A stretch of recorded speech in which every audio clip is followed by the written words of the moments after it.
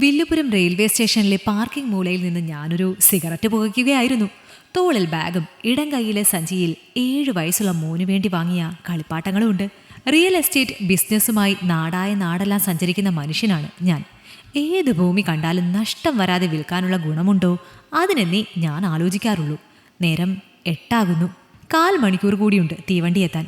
Reservation ചെയ്തതുകൊണ്ട് സമാധാനമായി കിടന്നുറങ്ങിപ്പോകാം. രാവിലെ നാട്ടിലേക്കെത്തും. അവിടെ നിന്ന് നേരെ വീട്ടിലേക്ക്. ഭാര്യ വിളിച്ചുകൊണ്ടേയിരിക്കുന്നുണ്ട്. നാളുകൾ 6 കഴിഞ്ഞിരിക്കുന്നു അവിടെ നിന്ന് ഞാൻ ഇറങ്ങിയിട്ട്. അണ്ണാ, വീട്ടിലേക്ക് പോകാൻ കാസ് കിടയാതെ 200 രൂപ തരാൻ മുടിയുമാ? പ്രായപൂർത്തി കഴിഞ്ഞെന്ന് തോന്നിക്കുന്നൊരു പെൺകുട്ടിയുടെ ശബ്ദമായിരുന്നു അത്. ഭൂമി അളക്കുന്ന കണ്ണുകളുമായി ഞാൻ അവളെ ആട്ടിമുടി നോക്കി. കാലിൽ വെള്ളിക്കൊലുസുണ്ട്. ചെരുപ്പില്ലാത്തതുകൊണ്ട് ചെറുവിരലിലെ മോതിരവും കാണാം. ചുരിദാറാണ് വേഷം, ഷാളില്ല. കയ്യിൽ ചാർജ് തീരാറായ ഒരു മൊബൈൽ ഫോൺ മാത്രം. നീ ആര്? പേര് കസ്തൂരിയാണെന്ന് പറഞ്ഞ് അവൾ ചിരിച്ചു. രാത്രിയിൽ ഇവിടെ എത്താൻ പാകം എന്ത് പ്രശ്നമാണ് നിനക്കെന്നും തമിഴിൽ ഞാൻ ചോദിച്ചിരുന്നു.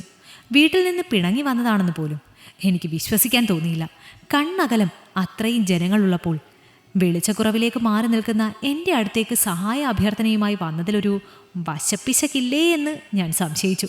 ഹെൽപ്പ് അണ്ണമാട്ടായ അണ്ണ. ചിരിച്ചുകൊണ്ടാണ് കസ്തൂരി അത് പറഞ്ഞതെങ്കിലും ശബ്ദത്തിലൊരു കെഞ്ചലുണ്ടായിരുന്നു. അത് മുതലെടുക്കാൻ തന്നെ ഞാൻ തീരുമാനിച്ചു. എൻ്റെ കൂടെ വന്നാൽ 500 രൂപ തരാമെന്ന് ഞാൻ പറഞ്ഞു. അങ്ങനെയൊരു ചോദ്യം എന്നിൽ നിന്ന് വരുമെന്നത് പ്രതീക്ഷിച്ചതുപോലെ അവൾ തല കുനിച്ചു.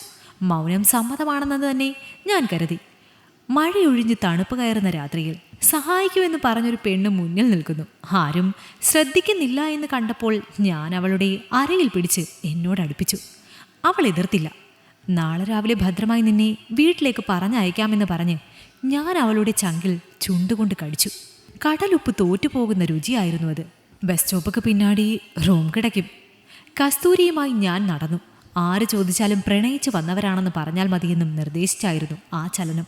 മെഡിക്കൽ സ്റ്റോറിലേക്ക് കയറി അത്യാവശ്യമായി വേണ്ടത് സംഘടിപ്പിക്കും മുമ്പേ അവളുടെ ഫോൺ നമ്പറൊക്കെ ഞാൻ വാങ്ങിയിരുന്നു.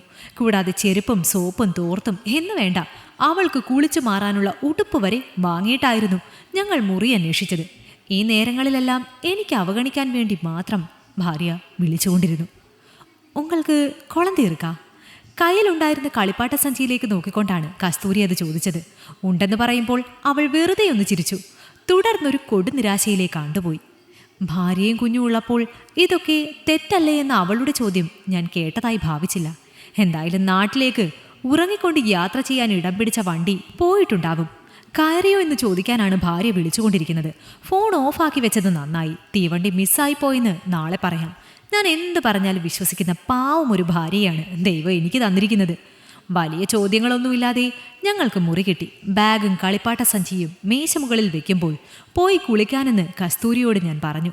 ചിരിയിൽ ചെറു ഭയം ഒളിപ്പിച്ച് അവളത് അനുസരിച്ചു. അപ്രതീക്ഷിതമായി വന്നു ചേർന്ന പെണ്ണിനെ അനുഭവിക്കാനുള്ള തയ്യാറെടുപ്പിലായിരുന്നു തലയുടെ പ്രവർത്തനങ്ങളെല്ലാം.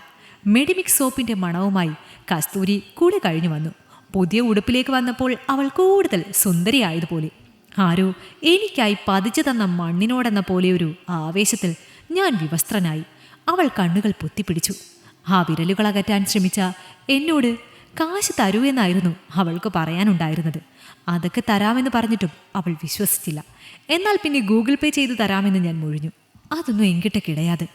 നിരാശയോടെ കസ്തൂരി പറഞ്ഞു. നാളെ പോകുമ്പോൾ പറഞ്ഞതിലും കൂടുതൽ എടുത്തു തരാമെന്ന് പറഞ്ഞപ്പോഴാണ് ആ മൂക്കൂത്തിയിൽ തട്ടി പടരാൻ പാകം പെണ്ണിൻ്റെ മുഖത്തൊരു തെളിച്ചം വീണത്. അവളിൽ വീണ്ടും നാണം തെളിഞ്ഞു. നഗ്നനായ എനിക്ക് കണ്ണുകൾ തരാതിരിക്കാൻ ചെറുചിരിയോടെ കസ്തൂരി ശ്രമിച്ചുകൊണ്ടേയിരിക്കുകയാണ്.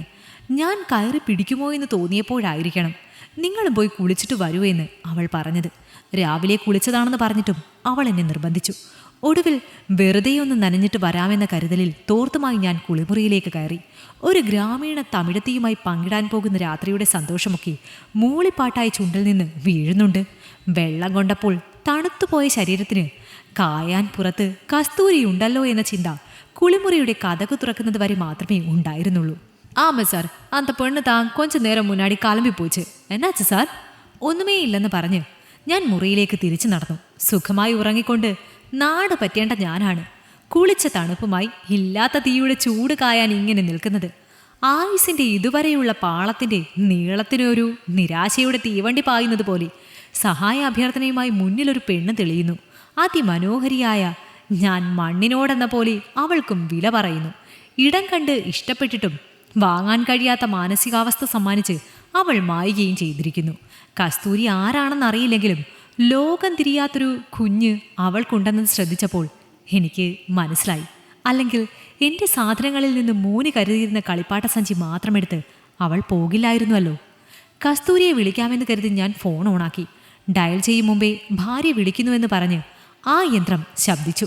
നിങ്ങളിത് എവിടെയാ മനുഷ്യ എന്നായിരുന്നു വളരെ പരിഭ്രമത്തോടെ അവൾക്ക് ചോദിക്കാനുണ്ടായിരുന്നത്. കുഴപ്പമൊന്നും ഇല്ലല്ലോ എന്ന് 2 വട്ടം ആരാഞ്ഞു. മറുപടിക്കായി ആദ്യം എൻ്റെ നാക്ക് അനങ്ങിയില്ലെങ്കിലും ഒരുവിധം ഞാനത് പറഞ്ഞൊപ്പിക്കുകയായിരുന്നു. അത് ഞാൻ ട്രെയിൻ മിസ്സായി പോയടി. ഈ കഥ നിങ്ങൾക്കിഷ്ടമായെങ്കിൽ ലൈക്ക് ചെയ്യൂ. നിങ്ങളുടെ അഭിപ്രായങ്ങൾ കമന്റായി രേഖപ്പെടുത്തൂ. കൂടുതൽ കഥകൾ കേൾക്കാൻ ഈ ചാനൽ സബ്സ്ക്രൈബ് ചെയ്യൂ.